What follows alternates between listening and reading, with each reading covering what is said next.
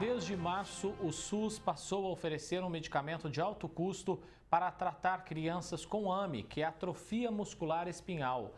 Os resultados desse remédio trazem esperança. A doença rara não tem cura e as terapias ajudam a amenizar a progressão da doença. O Arthur tem 10 anos e foi diagnosticado com AME quando tinha 1 ano e 9 meses de idade. Ele não conseguiu tomar a medicação dentro do tempo recomendado pelos médicos e fez o tratamento com outros remédios. Nós estamos falando aí de em 2016 eu tive esse diagnóstico, né? Na época não tinha nenhum tratamento. Então foi muito difícil, foi uma notícia assim avassaladora, porque imagina, a gente ouvir dos médicos que não tinha nada para fazer, né? Que era ir para casa e curtir meu filho, né? Porque a expectativa de vida era de 2 anos e ele estava com 1 ano. Então foi muito difícil, né? Esse momento para a gente. E ver hoje essa possibilidade, né? É uma outra realidade para essas famílias. A condição de saúde também preocupava os planos da Tatiane de engravidar novamente. Ela tinha receio que a filha também desenvolvesse a doença. Nosso sonho era ter outro filho, né? E a gente sabe do risco genético, né? Uma doença genética, então a chance era 25% aí, mas a gente sabe que biologia não é matemática, né? Muito grande a chance de ter outro filho com a mesma patologia, então nós nunca quisemos arriscar. Porém, essa notícia da medicação no SUS veio dia 1 de dezembro de 2022. E na época a gente, com essa notícia, né, ficamos confiantes que esse tratamento inovador poderia, se a gente tivesse um filho com a mesma patologia, ser o tratamento ideal, né? Então nós decidimos, né, ter outro filho. E graças a Deus minha filha é saudável, não tem a doença. O medicamento Zolgensma é administrado em dose única e custa em torno de 7 milhões de reais. É considerado um dos remédios mais caros do mundo, mas traz esperança, já que os ganhos são significativos aos pacientes, como engolir, mastigar e até mesmo sustentar o corpo. Esse aí é o João Guilherme, ele tem 3 anos e ostenta andar no carro onde tem muita habilidade. Aliás, na parede mostra também que é bom de arte. Mas como toda criança, não tem como fugir dos brinquedos. Brincar, fiz um caminhão. Daqui a pouco vou lá na dele. Esses são alguns dos avanços que o pequeno teve depois de tomar a medicação com 8 meses de idade. Depois de uma série de desafios para conseguir ter acesso ao Zolgensma, através de uma ação judicial. E com a ajuda das terapias, a Ana Laura não esconde a alegria de ver o filho progredindo a cada dia. Teve bons ganhos. Ele tinha 8 meses, então era muito pequenininho, mas era uma criança que não tinha sustento de tronco, de cabeça, pouca movimentação, se alimentava por sonda, exclusivamente por sonda. Usava muito o respirador, mesmo quando estava acordado, e hoje ele já é bem menos dependente do respirador, usa mais para dormir, quando está doentinho. Hoje, se ele quiser provar algum alimento que ele vê que ele tem vontade, ele pode, ele coloca na boca, mastiga, engole com segurança. E tem muito mais força, agilidade, senta, brinca, toca a cadeirinha de rodas dele. Então tá bem melhor, graças a Deus. O Ministério Público anunciou que o Zolgensma será incorporado ao SUS para o tratamento de bebês com até 6 meses de idade. O indicado pela fabricante é até os 2 anos, seguindo a bula do remédio. A negociação com a farmacêutica permitiu a compra do medicamento com valor reduzido. O pagamento será condicionado aos resultados do tratamento, que serão monitorados por equipes especializadas. A doença é classificada em 5 subtipos, de 0 a 4. O AME tipo 1 é a mais severa e, sem o tratamento adequado, pode levar à morte. O Zolgensma é uma terapia nova.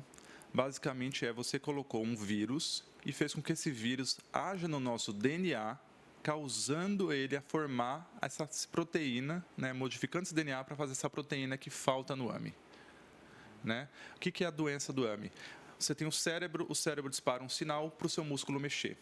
No AME, esse trajeto até chegar no músculo, ele vai sendo morto, porque não tem essa proteína para manter esse trajeto vivo. E aí esse músculo não recebe o estímulo, não recebendo estímulo ele não mexe, não mexendo ele atrofia. O diagnóstico do AME ele é basicamente clínico. Você pode eventualmente até fazer um teste genético depois, mas você avaliando o bebê, você já consegue ver que esse bebê não é um bebê como os outros. Por quê? Todo bebê quando nasce, ele nasce meio já em flexão. Ele tem um tônus mais rígido. O bebê que tem AME, ele nasce mole. Então, como você pegasse uma boneca de pano, segurasse na sua mão, você veria que ela arqueava todinha. Às vezes, quando ele não nasce assim, você vai vendo que ele não vai adquirindo os marcos do desenvolvimento, como, por exemplo, segurar a cabeça, virar a cabeça de um lado para o outro, e esse bebê com AME tipo 1 nunca vai sentar. Mesmo de forma tardia, a novidade chega como um alívio para os pais, que agora lutam para que o teste genético seja incluído também no teste do pezinho, garantindo um diagnóstico ainda mais precoce. Hoje, a gente sabe que no teste do pezinho são apenas 6 doenças. Tem um teste particular que tem até 51 doenças, né, que é o teste ampliado, que tem a AME. Mas a AME, tendo no teste do pezinho do SUS, né, que é a nossa luta, aí sim vai funcionar. É uma esperança, é uma realidade que a gente precisa olhar realmente com esperança. As famílias precisam acreditar. É uma medicação que não é um milagre, mas que traz muita qualidade de vida para as crianças, que traz um prognóstico muito bom, traz uma independência, uma evolução mesmo, que antes da medicação era diferente. Hoje a gente consegue, com o Zolgensma, ver outro João Guilherme. Edson Ferreira para o Jornal da Clube. A gente segue falando sobre esse assunto com o Dr. Rony Gatto, advogado. Doutor, quais são os direitos dos pacientes com a AME, que é atrofia muscular espinhal, e que dependem desse medicamento para o tratamento da doença? Uma ótima tarde, doutor, e bem-vindo. Uma ótima tarde e obrigado por me convidar para falar de uma notícia boa, né? A gente normalmente vem aqui criticar algumas questões do poder público, mas essa é uma notícia excelente e garantir esses pacientes o acesso é fantástico, é um avanço significativo. Veja, quais os direitos? O paciente ele tem o direito, por ser um medicamento já reconhecido pelo SUS, ele tem o direito ao fornecimento gratuito. Quem vai pagar por isso é o governo brasileiro, é o Estado, né, quem faz esse pagamento. Para que ele acesse isso, ele precisa primeiro ir a um dos postos cadastrados pelo SUS para reconhecimento desta doença. Tá? Então, por informações do próprio site, né, do Ministério da Saúde, são 28 postos cadastrados, distribuídos em 18 estados. Na prática, o que vai acontecer? O posto de saúde local, a maternidade local, o atendimento local do SUS, uma vez detectada a doença, irá fazer o encaminhamento deste paciente para o tratamento especializado de alto custo em algum destes centros. Confirmado o diagnóstico, é feita a solicitação do medicamento e o Estado brasileiro irá fornecer gratuitamente, inclusive providenciar o necessário para que ele seja aplicado de forma correta e seguirá depois com o atendimento, o acompanhamento deste paciente para entender a evolução desse tratamento. Agora, o que a gente espera também de fato, doutor, é que todo esse cronograma seja seguido, até porque a gente viu na matéria que a criança precisa receber esse medicamento ali, logo nos primeiros meses de vida, ou seja, é um medicamento que tem que estar à disposição e tem que ser algo sempre muito rápido. Esse é um ponto bastante interessante. O SUS ele criou um protocolo para um atendimento com crianças de até 6 meses de idade, então o período é muito curto. Porque apesar da disponibilidade do medicamento, a burocracia, os entraves podem realmente impedir um acesso pleno. As famílias, nesse caso, devem estar muito atentas à evolução dos procedimentos burocráticos para que tenham o medicamento a tempo e modo corretos. Vale aqui uma observação interessante, o fabricante, a Novartis, ela indica a aplicação com crianças de até 2 anos. Então, mesmo que o SUS, isso vem na bula do medicamento, mesmo que o SUS hoje reconheça a eficiência do tratamento e coloque uma data limite de 6 meses, entendo que aqueles pacientes que tiverem esse prazo ultrapassado mantêm o direito, porque é uma condição do próprio fabricante eficácia com até 24 meses de vida. Então, as famílias devem ficar atentas e, caso percebam uma demora, desde o encaminhamento do paciente até efetivo recebimento da medicação, buscar outros meios, como, por exemplo, a Defensoria Pública, um advogado particular, o Ministério Público, para que isso possa, via judiciário, ser agilizado.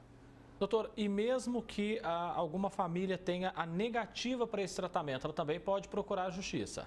Sem dúvida alguma. É importante entender o motivo da negativa, e porque o protocolo SUS ele garante o tratamento se o diagnóstico for realizado. E houver naturalmente, eles fazem uma condição de eficácia do tratamento. Então, a família que tiver a negativa pelo SUS, a minha indicação é que recorra ao Poder Judiciário, munido do melhor material que tiver, laudos adicionais, pareceres médicos, enfim, para garantir a brevidade no atendimento. Doutor Rony Gatto, advogado, agradeço muito a presença do senhor aqui com a gente mais uma vez. Um abraço e até a próxima, doutor. Obrigado.